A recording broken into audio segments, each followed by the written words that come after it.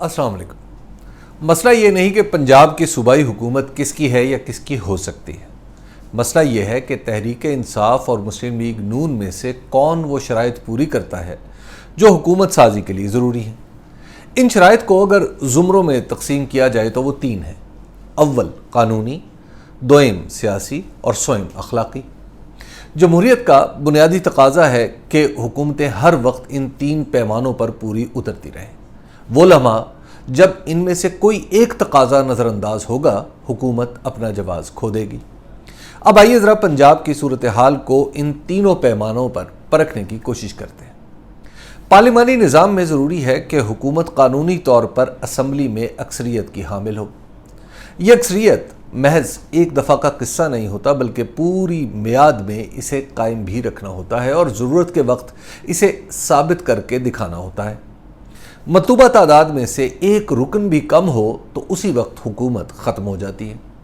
پارلیمانی نظام میں یہ تصور بھی نہیں کیا جا سکتا کہ کوئی منتخب سیاستدان حمزہ شہباز کی طرح 371 کی پنجاب اسمبلی میں سے 186 کی بجائے محض 179 ووٹ لے کر خود کو وزیر اعلیٰ کہلواتا رہے، جبکہ مقابلے پر چودھری پرویز الہی اسمبلی میں اکثریت ثابت کرنے کے باوجود وزیر اعلیٰ نہ بن پائے۔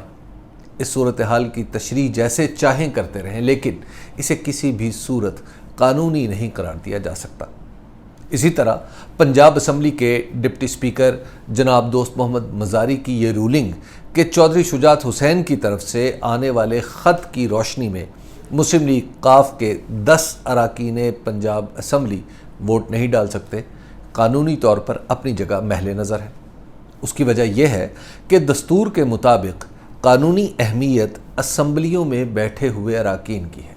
اگرچہ دستور کا آرٹیکل 63A کسی ایسے شخص کو اسمبلی پر اثر انداز ہونے کی گنجائش دیتا ہے جو خود تو اسمبلی کا حصہ نہ ہو مگر سیاسی پارٹی کے سربراہ کے طور پر اپنی پارٹی کے اراکین کو ہدایات جاری کر سکے۔ ایک صدارتی ریفرنس کے جواب میں سپریم کورٹ یہ فیصلہ بھی کر چکی ہے کہ سیاسی پارٹی کا سربراہ اپنے اراکین اسمبلی کو بجٹ، وزیر اعظم اور وزیر اعلیٰ کے انتخاب یا عدم اعتماد کے موقع پر جو ہدایت جاری کرے گا، ان پر عمل درآمد اراکین کی مجبوری ہے۔ عدالت کے اس فیصلے کی روح سے دیکھا جائے تو نظر بظاہر دوست محمد مزاری کا طرز عمل درست نظر آتا ہے، لیکن یہاں سوال یہ بھی ہے کہ کیا پنجاب کی صورتحال بالکل وہی ہے جو مرکز میں تھی؟ یہ سوال اس لیے اٹھ رہا ہے کہ عمران خان پارٹی کے سربراہ بھی تھے اور خود اسمبلی میں موجود بھی تھے۔ ان کی پارٹی اور پارلیمانی پارٹی دونوں کا فیصلہ تھا کہ عمران خان کے خلاف عدم اعتماد میں کوئی بھی رکن دوسری طرف نہیں جا سکتا۔ پنجاب میں صورتحال کچھ بدلی ہوئی ہے۔ یہاں چودھری شجاعت حسین پارٹی کے سربراہ تو ہیں مگر پارلیمانی پارٹی میں ان کا کوئی کردار نہیں، کیونکہ وہ خود کسی اسمبلی کا حصہ نہیں ہے۔ دوسرے یہ کہ پنجاب میں ان کی پارلیمانی پارٹی نے باقاعدہ فیصلہ کیا تھا کہ مسلم لیگ قاف کے تمام اراکین اسمبلی چودھری پرویز الہی کو ووٹ دیں گے۔ چودھری شجاعت نے دراصل اس فیصلے کو بدل ڈالا ہے۔ یہاں سے دو بنیادی نکات اٹھتے ہیں۔ ایک یہ کہ کیا چودھری شجاعت حسین نے اس اختلاف کو اپنی پارٹی کے اندر رفع کرنے کی کوئی باقاعدہ کوشش کی؟ دوسرا سوال یہ ہے کہ کیا پارٹی کا ایسا سربراہ جو خود منتخب نہ ہوا ہو، اسمبلیوں کے اندر بیٹھے ہوئے لوگوں پر یک طرفہ طور پر اپنی مرضی چلا سکتا ہے؟ جب ان دو نکات پر غور کیا جائے تو یہ نتیجہ ناگزیر ہے کہ دستور کو چلانے کے لیے پارلیمانی پارٹی اور پارٹی سربراہ کے درمیان کوئی توازن قائم کرنا ہوگا۔ دنیا میں تو یہ سیاسی سوال ہے جسے سیاسی جماعتیں از خود ہی طے کر لیتی ہیں، لیکن ہمارے ہاں اب یہ قانونی اور دستوری سوال بن کر سامنے ہے جس کا جواب عدلیہ کو تلاش کرنا ہے۔ بظاہر تو اس سوال کا جواب پارلیمانی پارٹی کے حق میں آتا ہے، جس کے بعد مسلم لیگ قاف کے ووٹ جو نہیں گنے گئے اب گنے جائیں گے۔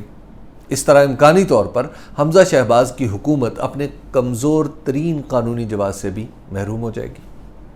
جہاں تک سیاسی جواز کا تعلق ہے تو پنجاب حکومت 17 جولائی کے ضمنی انتخابات کے بعد پاکستان مسلم لیگ نون اور اس کے اتحادی سیاسی جواز سے محروم ہو چکے ہیں۔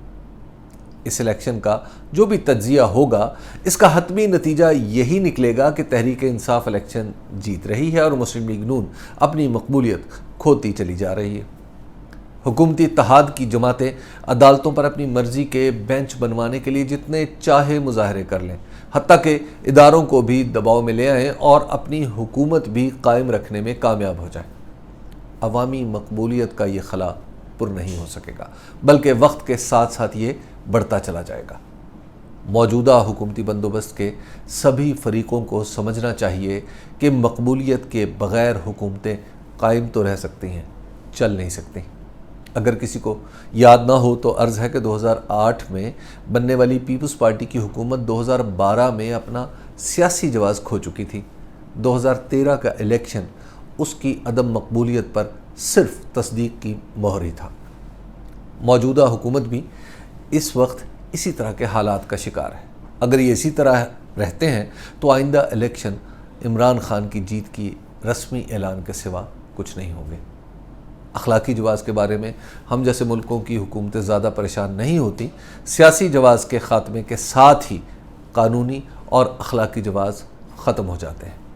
موجودہ حکومتی بندوبست اپنی قانونی اور سیاسی جواز میں اتنا الجھا ہوا ہے کہ اسے فکر ہی نہیں کہ اخلاقی طور پر حکومت کرنے کا کوئی بہانہ اس کے پاس اب باقی نہیں بچا۔ لیکن اس بارے میں کون سوچتا ہے؟ کوئی انکار کرنا چاہے تو بات الگ ہے، لیکن حقیقت یہ ہے کہ پاکستان کا ریاستی نظام اس وقت سیاسی، قانونی اور اخلاقی بحرانوں کا شکار ہے۔ بظاہر الگ الگ نظر آنے والے یہ بحران در حقیقت اس بحران سے جنم لے رہے ہیں جو عمران خان کو اقتدار سے نکالنے کے بعد پیدا ہوا تھا۔ یہ بندوبست کرنے والے اس بنیادی حقیقت کو بھی نظر انداز کر رہے ہیں کہ سیاست اور عدالت کے میدان میں رونما ہونے والے ہر واقعے کو الگ الگ دکھا کر وہ خود بھی الجھتے رہیں گے اور قوم کو بھی الجھاتے رہیں گے۔ پنجاب میں جو کچھ ہو رہا ہے وہ اسلام آباد کے واقعات کا عکس ہے۔